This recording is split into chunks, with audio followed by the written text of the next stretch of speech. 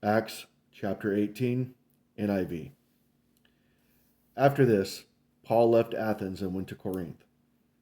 There he met a Jew named Aquila, a native of Pontus who had recently come from Italy with his wife Priscilla, because Claudius had ordered all Jews to leave Rome.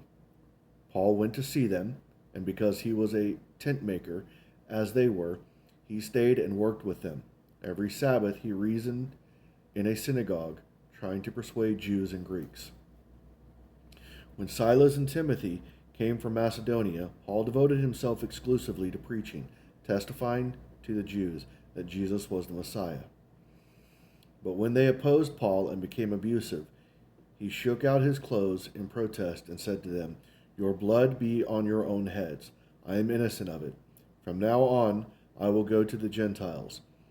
Then Paul left the synagogue and went next door to the house of Titius Justus, a worshiper of God. Crispus, the synagogue leader, and his entire household believed in the Lord. And many of the Corinthians who heard Paul believed and were baptized. One night the Lord spoke to Paul in a vision. "Do not be afraid. Keep on speaking. Do not be silent, for I am with you, and no one is going to attack and harm you, because I have many people in this city." So Paul stayed in Corinth for a year and a half, teaching them the word of God. While Gallio was proconsul of Achaia, the Jews of Corinth made a united attack on Paul and brought him to the place of judgment.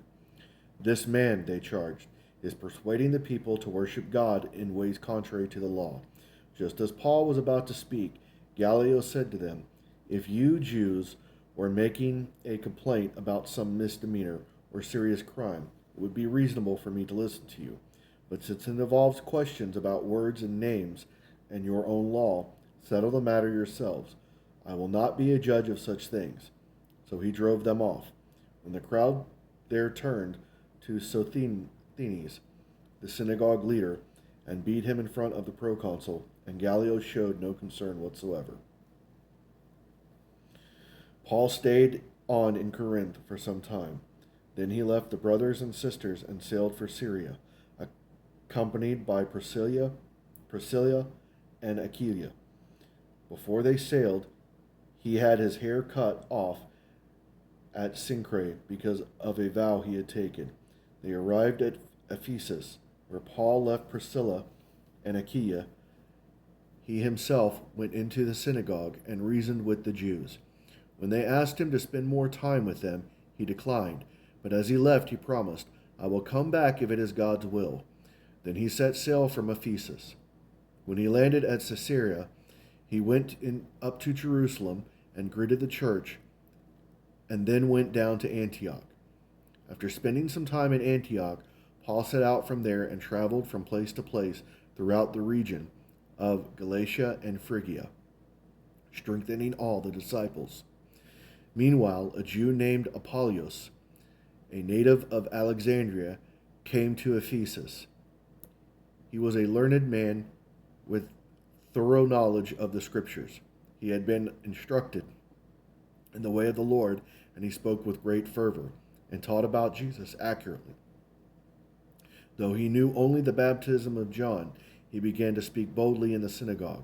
When Priscilla and Aquila heard him, they invited him to their home and explained to him the way of God more adequately. When Apollos wanted to go to Achaia, the brothers and sisters encouraged him and wrote to the disciples there to welcome him.